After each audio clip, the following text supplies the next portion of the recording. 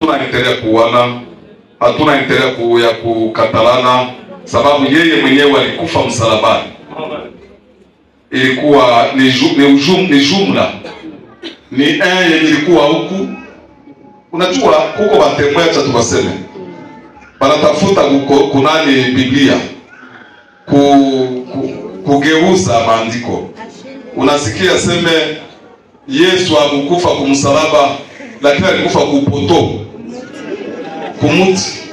Banafanya nani aseme Yesu muti ilikuwa inabambwa, ilikuwa inasimama, Yesu akabambwa pale. Ndio kwa maana kutanaga madese zabo banachapa Yesu kumsalaba hivi kumuti moja. Lakini sisi tunaamini ile msalaba ya Kristo. Amen. Ina maana ya kwamba sawa vile ni maandiko inasema alikamata huyu wa huku, akakamata huyu wa huku, mama alikuwa wawili akawafanya kuwa mtu mmoja. Mwalimu wa Kristo egali combien? Egali de. Mede inakuwa nini? Chiffre moja. Bwana Yesu asifiwe. Amen. Bwana Yesu asifiwe. Amen.